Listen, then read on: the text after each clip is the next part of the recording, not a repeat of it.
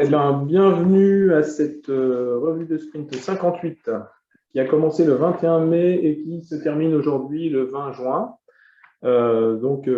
Qui s'appelle Attraper la bonne vague, savoir choisir la bonne vague. Parce que aujourd'hui, enfin, à partir d'aujourd'hui, vous allez pouvoir choisir vous-même votre vague.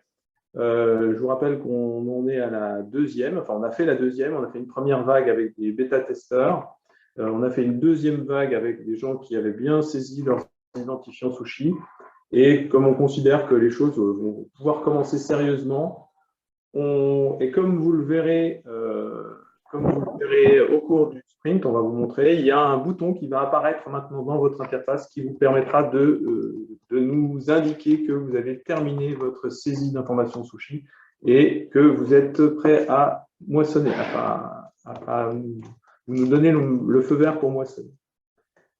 Voilà. Le sommaire habituel avec nos différentes sections, la communication. Le point fort de la communication, c'est cette semaine la présentation d'un poster EasyCounter aux journées ABES.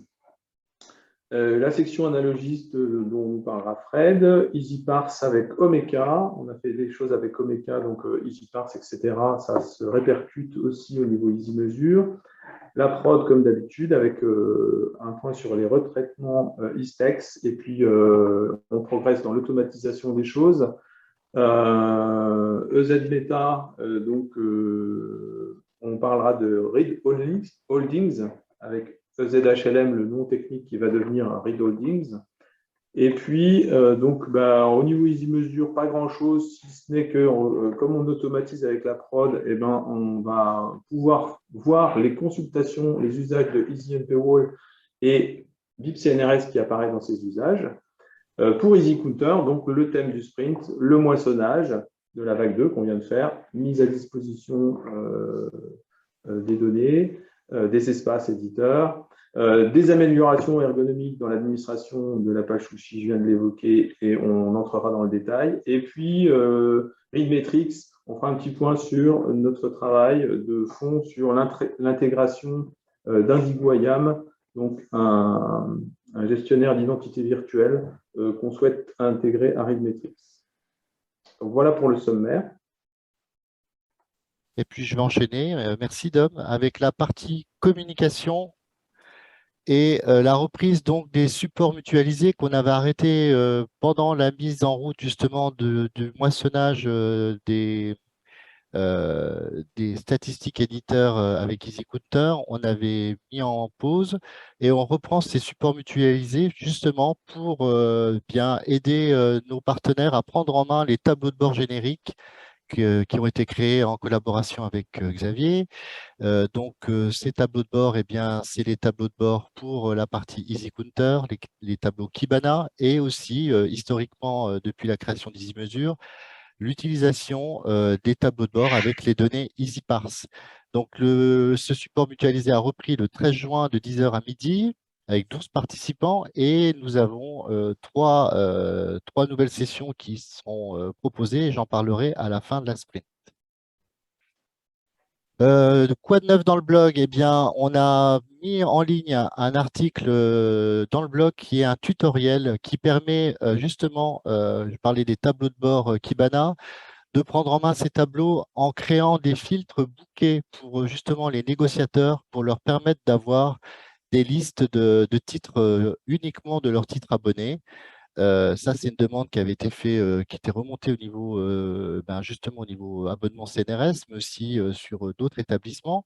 Donc, Yannick avait créé un petit outil qui permet donc de transformer un fichier CSV en un fichier JSON qui permet d'avoir des listes de titres et de créer des filtres sur les tableaux de bord facilement pour justement vous aider à avoir des tableaux de plus en plus personnalisés pour chaque plateforme, eh bien, une liste de titres qui va de 10 à 50.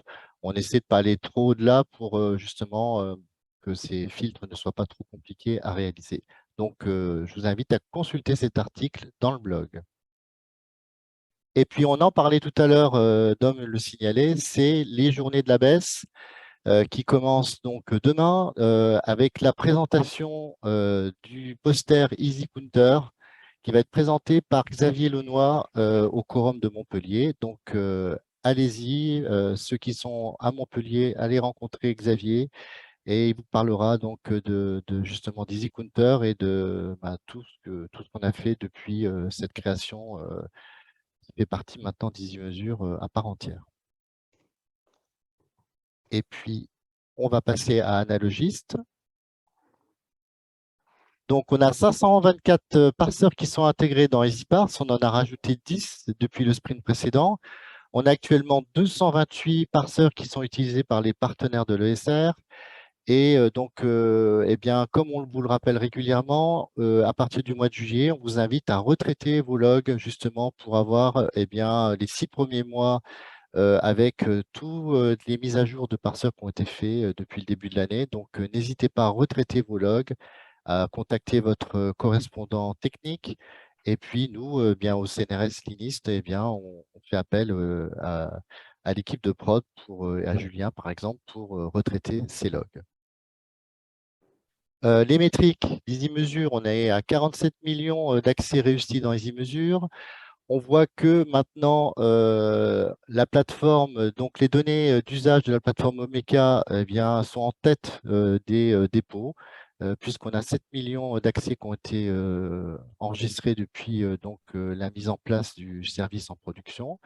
On voit que sinon, les plateformes classiques, c'est Cyberlibris, Kern, NCBA, Dalos et Science Direct qui sont en tête des dépôts et des usages au sein de l'ESR. Les journées parseurs, eh bien, j'en parlais par rapport aux mises à jour. On a réalisé donc une journée parseur avec Yannick et Léo. On a travaillé en priorité sur la plateforme Doranum. Et donc, on va voir le point justement ensuite, après cette présentation. Médiacité, Tribune de Lyon, Les Échos, ce sont tous des parseurs sur des revues, des magazines en ligne qui ont été faits grâce aux analyses de notre collègue Carole Bruno du CHU de Lyon. Et puis, pour le CNRS, on a aussi fait un parseur pour une plateforme de génome, une plateforme qui était en test qui s'appelle Guiri RepBase. Voilà.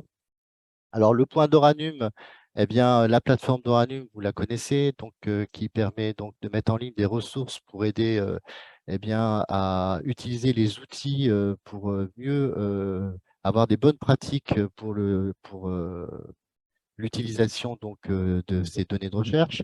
Et donc, cette plateforme, eh bien, on nous a demandé d'utiliser le parseur EasyParse pour pouvoir eh bien, faire la mesure d'usage donc des ressources qui sont mises en ligne. Ces ressources qui ont un DOI qui ont été donc ajoutées par l'équipe d'Oranum. Donc, ça, c'était un premier travail qui a été fait en amont du parseur. Et pendant la sprint, on a donc, Léo a fait un parseur qui reconnaît donc les DOI.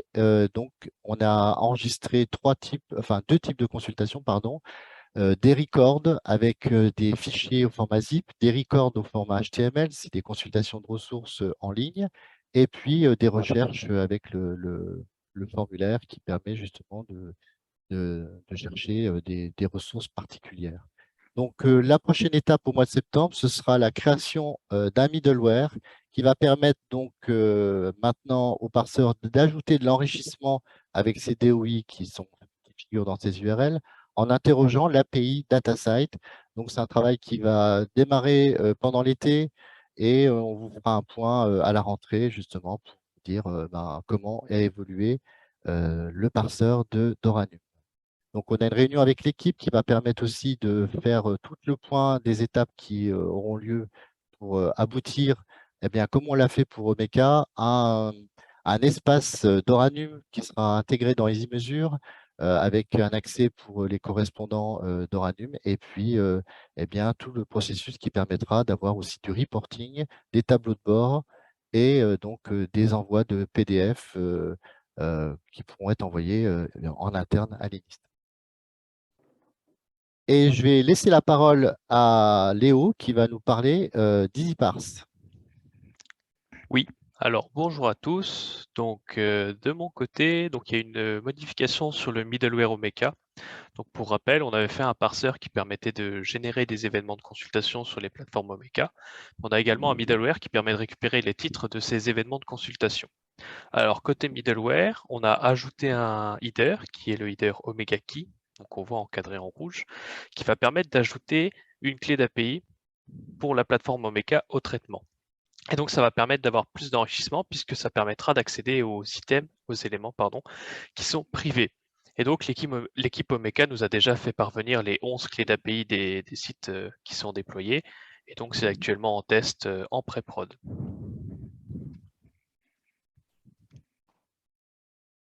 C'est bon, Léo? Oui. Donc, on va passer à la partie prod et c'est Dom qui va prendre le relais. Ok, bon, la rubrique prod, donc on est toujours en interaction avec eux donc merci à Julien et à Florence qui sont nos correspondants actuellement. En particulier donc l'automatisation des données d'usage d'Easy Paywall. Jusqu'ici, c'était une opération qui était manuelle, c'était encore pas totalement intégré. Donc là maintenant, c'est un chargement automatique. Donc ça nous permet d'envisager du reporting sur ces données d'usage. Et puis, on a pris l'habitude, là, depuis les dernières semaines, d'appliquer assez rapidement des patchs en production. Donc, merci à Florence pour sa réactivité. Donc, on met en place un tag, hein, mais c'est des patchs, hein, c'est pas des choses qui sont à grande conséquence. Donc, c'est des améliorations d'ergonomie essentiellement. Et ça va très vite, en moyenne 8 minutes, mais même moins que ça. Et puis, bien sûr, il faut surveiller les traitements et puis il faut repasser des traitements. On peut citer par exemple Istex. On a eu plusieurs passages d'Istex. Donc, merci à Julien pour toutes ces relances et ces surveillances.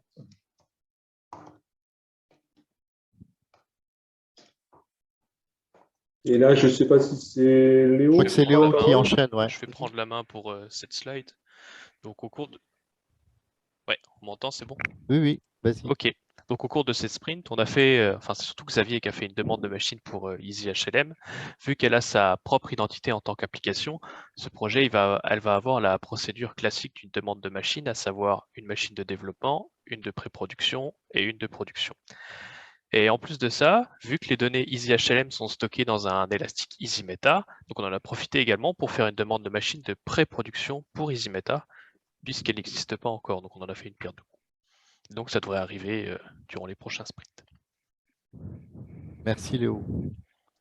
Eh bien, tu vas continuer avec la partie EasyMeta.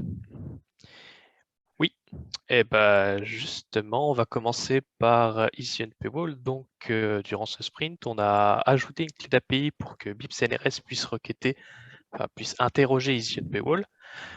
Et donc, c'est le troisième service qu'il utilise. Donc, on pourra vous montrer l'usage de BIPCNRS sur EasyNPO via un tableau de bord sur EasyMesure durant les prochains sprints, puisque là, on a seulement donné la clé d'API il y a une semaine. Et donc, on a également fait des travaux de fond sur EasyNPO avec notamment la création de la doc OpenAPI qui sera disponible sur l'interface. On a également centralisé les envois de mails sur un service dédié et on utilise maintenant une clé d'API pour sécuriser l'enrichissement des fichiers. Et donc ensuite, on peut passer à la slide suivante qui sera sur EasyHLM. Oui, donc on a premièrement un changement de nom. Donc on a EasyHLM qui sera remplacé par Readholdings, comme l'avait annoncé Dominique, parce qu'en fait, ça correspond mieux à l'idée du projet qui est de lire des holdings sur un tableau de bord qui est BADA. Par contre, on va quand même garder le nom EasyHLM pour la partie technique, mais en tant que nom commercial, ça restera Readholdings. Enfin, ça sera Readholdings. On a également fait un changement de stratégie au niveau des mises à jour des données. Premièrement, on va arrêter d'utiliser le service MarkUpdate puisque ce service n'est pas assez robuste pour qu'on puisse l'utiliser à l'échelle. Et pour remplacer ce service, l'idée, c'est de gérer nous-mêmes un différentiel quotidien via l'API de Holdings. En effet, on peut stocker l'état des données à J-1 et à J et à faire la différence entre les deux. Donc, on a déjà réfléchi avec Xavier sur la méthode qu'il faut utiliser. Maintenant, il faut qu'on fasse les développements, enfin, il faut que je fasse surtout les développements qui vont permettre de générer un différentiel entre ces deux snapshots, J-1 et J. Et donc, cela aura deux bonnes conséquences. Premièrement, on va s'enlever de la dépendance de marque, on sera dépendant à nous-mêmes. Et en plus de ça, on va passer d'une mise à jour hebdomadaire à quotidienne. Et voilà pour la partie EasyHLM.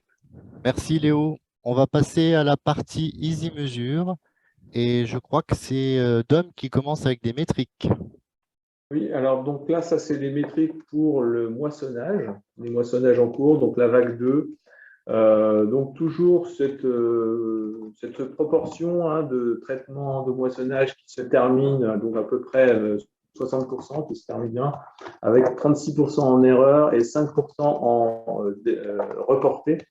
Bon, comme je l'avais déjà dit la fois précédente, les 36% en erreur, c'est parce que je vous rappelle qu'on moissonne systématiquement pour chaque endpoint sushi de chaque université, chaque établissement, les 4 types de master report. Or, dans de nombreux contextes, il n'y a souvent que 2 types de master report qui sont valides, enfin qu'on est censé faire. Normalement, les plateformes devraient nous dire nous ne faisons pas ce type de rapport, mais la plupart des cas, enfin souvent, ils envoient une erreur. Donc, c'est pour ça qu'il y a un taux d'erreur assez important. Donc, on a moissonné à ce jour 42 établissements. Donc, dans la vague 2, on a mis à disposition 28 espaces éditeurs supplémentaires. Ça représente 134 endpoints et beaucoup d'heures de moissonnage en temps cumulé. Donc, pour vous donner une idée, donc 3800 reports de type TR, un peu moins de 3000 de type PR, 2500 de type IR et un peu plus de 3000 de type DR. Voilà. Donc, toujours pareil, quand on vous met à disposition les espaces, on vous engage à aller vérifier, en fait, voir si c'est rouge, si c'est vert, et si c'est rouge, pourquoi. Voilà. Et c'est ce que va vous préciser Yannick, en fait, dans les détails des nouvelles fonctionnalités qui sont mises à disposition pour Sushi. Donc, du coup, la nouveauté du côté d'EasyMesure, enfin, on va dire d'EasyPointer plutôt, c'est l'apparition d'un nouveau bouton dans la partie, dans la liste de vos identifiants Sushi. Donc, il faut savoir qu'à l'heure actuelle, c'est donc nous qui prenons l'initiative de choisir les établissements qui vont faire partie d'une vague. Et donc, on vous, on contacte les établissements en question pour leur demander s'ils sont OK ou non, justement pour qu'on les moissonne, pour savoir s'ils ont bien terminé justement la saisie de leurs identifiants Sushi. Donc, ce bouton, il va nous servir à vous donner l'initiative pour nous faire savoir, pour nous prévenir quand vous aurez terminé de remplir vos identifiants Sushi et que tout sera bien stabilisé. Il faut savoir que le moissonnage n'étant actuellement pas automatisé, en tout cas pour la majeure partie, ce n'est pas quelque chose que l'on fait de manière très régulière. Ça se fait comme par vague, comme disait Dominique. Donc, il est important pour nous, à l'heure actuelle, de bien attendre que vos identifiants soient stabilisés, que vous n'ayez plus à y toucher, de façon à ce qu'on puisse moissonner tout d'un coup et que vous n'ayez pas, qu'on n'ait pas de choses à régler par derrière. Et donc, du coup, à quoi ça ressemble, ce fameux bouton? Donc, quand vous arrivez dans votre page de gestion des identifiants Sushi, vous avez simplement un petit bouton en haut à droite sur lequel il y aura marqué saisie en cours, logiquement, tant que vous n'avez pas été moissonné. Donc là, on voit que dans la colonne des statuts, on ne voit pas encore lancé absolument partout. Et donc, lorsque vos identifiants seront bien tous remplis, vous pourrez cliquer sur ce bouton et à l'intérieur, ça va vous ouvrir une petite pop-up avec marqué dedans « J'ai terminé ma saisie ». Donc, une fois que vous aurez cliqué sur ce bouton, vous allez voir saisie terminée avec la date du jour. Et derrière, nous, les administrateurs, on va recevoir un mail qui va nous prévenir que c'est bon, vous avez déclaré la fin de vos identifiants, ce qui fait qu'on pourra savoir, on va pouvoir vous intégrer à la vague suivante. Et si jamais vous vous rendez compte entre-temps que finalement il vous manque des choses ou qu'il y a des choses à régler, vous aurez juste à recliquer sur ce bouton, ça va vous ouvrir une autre pop-up, et là vous pourrez juste dire « je reprends ma saisie ». Et là, c'est pareil, de notre côté, on va être mis au courant de façon à ne pas attendre pour vous moissonner. Donc voilà, ça va nous permettre de fluidifier un petit peu les échanges pour tout ce qui correspond au moissonnage. Donc, une fois que vous aurez cliqué sur le bouton, du coup, nous allons vous ajouter à la vague en cours. Et une fois que vous serez moissonné, nous, ce qu'on va faire, c'est vous envoyer un mail pour vous prévenir que votre espace éditeur est disponible. Et on vous invitera à vérifier, à tout vérifier en fait. C'est-à-dire vérifier que votre espace éditeur, vous y avez bien accès, que les données sont bien à l'intérieur, vérifier dans votre interface Sushi que tous les moissonnages se sont bien passés, et surtout que le moissonnage s'est bien passé, mais aussi que les données derrière vous semblent cohérentes. Voilà, il y a un certain nombre de choses à vérifier une fois que le moissonnage est fait. Et donc, lorsque vous allez revenir sur votre interface de gestion des identifiants Sushi, elle va ressembler plus à quelque chose de ce genre-là, avec des états d'importation en vert ou en rouge, et on remarquera une nouvelle colonne dans laquelle nous avons mis le type de rapport, donc le type de rapport du dernier moissonnage. Alors, de notre côté, on moissonne les 4 types de rapports à la suite, pour tous vos identifiants Sushi à l'heure actuelle. Mais ne vous étonnez pas si vous n'en voyez qu'un seul dans la liste générale, c'est simplement parce que c'est le dernier qui a été moissonné. Mais par contre, du coup, vous allez pouvoir, en allant voir l'historique des tâches de moissonnage, vous verrez bien les 4 rapports à la suite. Donc là, on voit bien TR, IR, PR, DR. En sachant que ces 4 rapports-là seront rarement tous verts. Naturellement, en général, une plateforme, elle va en avoir une partie de supportée, une partie non supportée. Typiquement, une plateforme qui propose des revues, le DR, le Database Report, en général, ne sera pas disponible. Et donc, à cet endroit-là, vous pourrez voir ceux qui sont bons et ceux qui ne le sont pas. En sachant que les erreurs peuvent être diverses et variées. Quand vous avez une erreur, vous allez avoir un petit message. Ici, par exemple, on a période indisponible. Ce petit message, nécessairement, il est condensé pour pouvoir s'afficher correctement dans la liste. Mais en allant voir les détails, vous pourrez voir l'exception telle qu'elle nous est retournée par le point d'accès, qui en général est un peu plus parlante. Donc, dans la plupart des cas, aller voir le détail de l'erreur permet de se faire une bonne idée de ce qui s'est passé. Ce n'est pas forcément toujours parfaitement le cas, mais en général, c'est le cas. Là, typiquement, on voit juste un période indisponible, mais si vous allez voir le détail, on voit qu'il n'y a pas de données d'usage disponibles pour les dates qui ont été demandées. Et donc, ces erreurs-là, en général, ce sont des erreurs normalisées au niveau du protocole Sushi. Elles ont un code particulier. Et ce que l'on va faire bientôt, c'est vous donner accès dans une page de blog, je pense.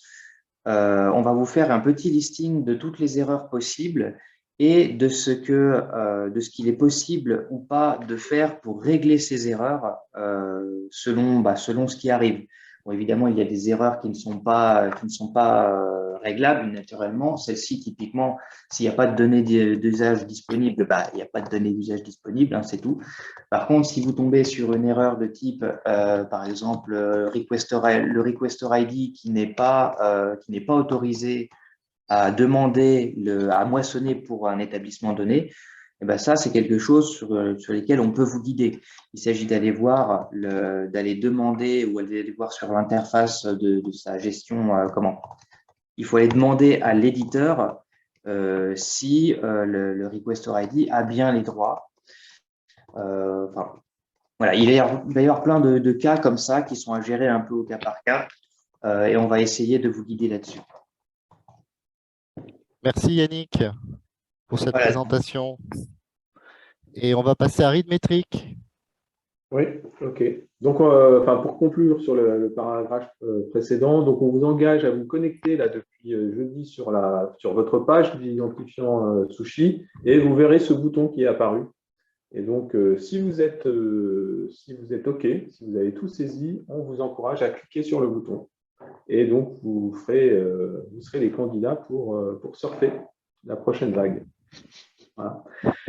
Et donc, la partie Readmetrics, c'est pour vous informer de notre travail sur Readmetrics. Donc, c'est un travail de fond, là. Donc, la différence entre Readmetrics, donc je rappelle ce que c'est que Readmetrics. Readmetrics, c'est le paquet, en fait, qui contient tout ce que l'équipe développe, c'est-à-dire potentiellement un EasyParse, un EasyMesure, potentiellement aussi un bibliomap, et qui est destiné à être installé dans des infrastructures de type consortial ou dans des grosses universités qui voudraient disposer des outils qui leur permettent de gérer eux-mêmes toutes leurs données d'usage, y compris aussi EasyCounter. Pour gérer tout ça, vous avez pu voir qu'il y a une partie où il faut s'identifier, il faut que les utilisateurs soient reconnus. Dans le cadre d'EasyMesure, on utilise la fédération d'identité Renater, sauf que pour Readmetrics, le cercle peut être plus grand. Un des exemples d'application de Readmetrics, c'est EOSC. Et donc, quand on parle de EOSC et d'utilisation des outils dans le cadre d'EOSC, c'est la communauté recherche européenne. Donc, ce n'est pas uniquement la fédération d'identité recherche française. Et pour gérer en fait tous ces utilisateurs, donc EasyMesure qui délègue l'authentification à la fédération d'identité, là, EasyMesure va devoir déléguer cette authentification à un autre acteur. Et pour ça, on va utiliser donc un broker, ce qu'on appelle un broker d'identité. Et ce nouvel outil, c'est IndigoIAM. IndigoIAM, il se trouve qu'il est aussi utilisé dans le cadre d'EOSC, donc ça tombe bien, hein, ça va être notre implémentation dans le cadre d'EOSC avec IndigoIAM, mais il pourra servir aussi dans d'autres contextes. Et donc, c'est un travail de fond qui peut aussi avoir des conséquences aussi ici à l'INIS, hein, parce que beaucoup d'applications ont besoin de déléguer l'authentification. Alors, là, je vois que Laurent pose la question de EduGain. En fait, IndigoIAM, c'est la brique technologique qu'on va pouvoir paramétrer pour dire, en fait, on ne se connecte plus uniquement à la Fédération d'identité recherche, mais on se connecte à EduGain. Sauf que EduGain, c'est la recherche mondiale. D'accord ? Et là, en fait, pour EOSC, par exemple, c'est la recherche mondiale, mais dans le cadre de l'Europe. Et donc, IndigoIAM va nous permettre de gérer ça sous forme donc de liste blanche, liste d'autorisation ou liste de refus. Voilà. Donc, il y a un petit schéma technique là en bas à droite qui essaie d'expliquer un peu les interactions qui sont complètement transparentes pour l'utilisateur, hein, qui se passent quand vous essayez de vous connecter à une application, quand vous essayez de vous connecter à EasyMesure. Il y a plein d'échanges en fait avec le Where are you from qui vous invite à choisir votre fournisseur d'identité.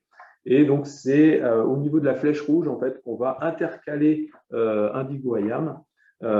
Et donc, il faut le paramétrer de deux côtés. D'un côté, il faut qu'on dise à EasyMesure, maintenant, tu causes avec IndigoIAM, et il faut qu'on paramètre IndigoIAM pour dire, toi, en tant que broker d'identité, il faut que tu ailles chercher les identités dans EduGain, ou alors, pourquoi pas, un compte Google, ou pourquoi pas un compte, un autre type de compte, ou alors, même, tu peux créer ton compte. Parce qu'on a eu ce cas-là aussi, hein, quand les établissements n'ont pas de fournisseur d'identité, on est obligé de les gérer un peu à la main. Et donc, IndigoIAM va répondre à ce besoin. Voilà, donc ça, c'est un travail de fond, c'est un travail sur lequel on n'a pas trop de visibilité parce que d'un point de vue technique, on découvre pas mal de choses. Et donc, Yannick a commencé à travailler là-dessus. Et pour parler aussi un aspect hébergement et puis interaction avec la prod, on essaie aussi de faire pour que tout ça rentre dans les mécanismes de déploiement, donc qu'on réponde à la demande, et donc que ça soit Docker Compose, enfin que ça soit compatible avec Docker Compose, et à terme avec les technologies de déploiement qu'on va utiliser. On peut peut-être citer l'aide qu'on a du collègue de l'IN2P3, Michel Jouvin, Oui. par lequel on est rentré en contact via le chantier EOSC. Du coup, merci à lui pour sa disponibilité. Je sais que Dominique et lui ont pas mal discuté ces derniers temps.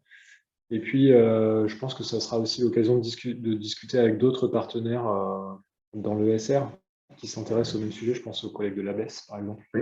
qui se posent un peu les mêmes questions. Alors, c'est un chantier qui déborde Readmetrics, mais qui nous semble très porteur. D'abord parce que ça facilite la vie des utilisateurs finaux, à qui on propose différentes modalités d'authentification et pas seulement celle de la fédération d'identité.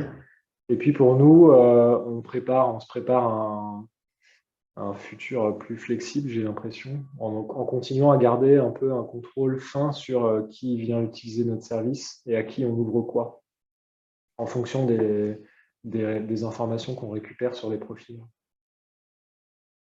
Enfin, c'est comme ça que je m'imagine. Ça pourrait être un outil assez puissant. Voilà. Il faut apprendre à le maîtriser. C'est bon? Et c'est bon, on a déjà été assez long, je pense. Donc, on va passer au rendez-vous, puisqu'on arrive déjà en fin de sprint. Donc, le prochain rendez-vous, c'est après les grandes vacances, la SR58, non, c'est SR59, il y a une petite erreur. Donc, mardi 6 septembre, de 14h30 à 15h30, toujours prévu en distanciel. Donc, s'il y avait du changement d'ici là, on vous préviendra. La réunion GTI avant les grandes vacances sera en présentiel aussi à Paris le 30 juin de 10h à 16h avec Jacqueline Gillet. Et puis, donc, les journées de la baisse, on en a parlé au début, avec donc, la présentation du poster Easy Counter par Xavier. Donc, c'est le 21 juin à 17h30, c'est important, au Quorum de Montpellier. Et puis, la ligne de vie, Dom va nous dire un petit mot sur justement ce qui va se passer à la rentrée pour Easy Parse, Easy Mesure et Easy Counter. Oui, la ligne de vie, on a fait donc 5 sprints depuis le début de l'année. On va encore probablement en faire 3. Donc, comme vous le voyez là sur la frise. Les points principaux, ça va être, comme on vient d'en parler, Readmetrics. En septembre aussi, on veut entamer la refonte du reporting.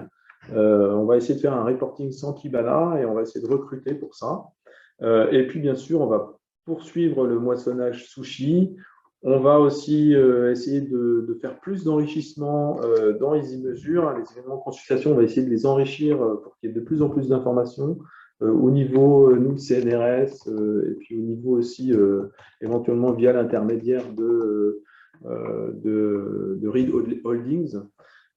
Et puis aussi, comme c'est la fin du confinement, on espère qu'on va pouvoir se revoir et on envisage de reprendre en fait des ateliers.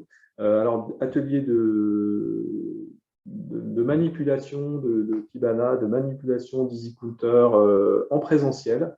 Donc, on va essayer de réfléchir à comment organiser ça. Ça sera sûrement sur Paris pour faciliter les déplacements. Et puis aussi, comme on a travaillé sur des fonctionnalités assez phares et qu'il faut aussi voir comment on structure tout ça, comment on organise tout ça, on prévoit un comité de coordination, alors soit à la rentrée, soit un petit peu après la rentrée. Donc, on vous invite, si vous êtes intéressé par participer à ces comités de coordination, c'est-à-dire proposer les fonctionnalités sur lesquelles on va travailler dans le futur, hein, pas forcément à court terme, parce que là, à court terme, on a déjà pas mal de choses. Mais si vous, en fait, le fait qu'on se mette quand même à moissonner ces données éditeurs qui fait qu'on a de plus en plus d'établissements qui nous rejoignent,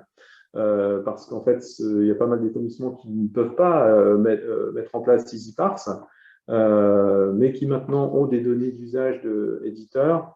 Eh bien, on peut faire des choses avec ça. Donc, si vous avez des suggestions, des idées ou des questionnements, on vous invitera à participer à ces comités de coordination, à ce comité de coordination. Je pense que tu veux peut-être compléter, Thomas. Ben, ouais, pour dire que les dates ne sont pas arrêtées, mais qu'on va essayer de caler ça un peu après la rentrée universitaire quand le rush de la rentrée est passé. Donc, ça se situerait plutôt dans la zone octobre-novembre, à la fois pour l'atelier de formation et de manipulation et aussi pour le comité de suivi et de coordination. Mon espoir, c'est qu'on arrive à vous envoyer un premier sondage de date pour ces deux occasions avant l'été, pour que tout le monde ait le temps de s'organiser, de bloquer ses agendas, etc. Et puis comme ça, ça nous laissera aussi du temps pour ce que mentionne Dominique à l'instant, c'est-à-dire de nous faire savoir ce que vous souhaitez mettre à l'ordre du jour. Parce que nous, on a du matériau pour parler pendant 12 heures sans s'interrompre, mais l'idée, c'est vraiment là qu'on rediscute un peu de stratégie, de feuille de route et de ce qu'on se donne comme objectif commun pour ces outils qui sont parfois en doublon d'outils commerciaux déjà existants, qui sont à notre connaissance assez peu utilisés, mais qui pourraient l'être plus, et voir un peu chercher les articulations. Et puis, considérer que ce qu'on fait, on n'a pas besoin de le faire en double si c'est déjà mieux pris en charge ailleurs. Nous, ça nous fait du temps de développement qu'on peut mettre ailleurs. Et du coup, qu'on se mette pas à travailler dans une direction qui n'est pas souhaitable ni souhaitée par nos utilisateurs, quoi. Voilà, donc on va essayer de réinstaller ces rendez-vous qui nous ont un peu manqué ces 18 à 24 derniers mois par les circonstances que vous connaissez. On se réjouit voilà, de se revoir enfin en vrai bientôt, on espère, dans des conditions correctes. Voilà, donc on vous donne des détails dès que possible. Merci Thomas. Par rapport justement aux formations, eh bien, on vient d'en parler. Alors actuellement, eh bien, on est toujours en support mutualisé en visio. Les 3 supports qui ont été programmés sont tous complets avant l'été, donc le 27 juin, le 4 juillet et le 11 juillet. Donc pour la prise en main des tableaux EasyCounter et EasyParse avec donc un petit atelier qui permettra justement d'utiliser le filtre bouquet sur votre tableau de bord. Donc, et puis on organisera à la rentrée bien des prochains rendez-vous. Comme disait Thomas, il y aura sûrement encore des rendez-vous en distanciel et aussi bien, des rendez-vous en présentiel. Et voilà, on arrive à la fin de la sprint et donc ça va être le dernier quart d'heure va être consacré aux questions.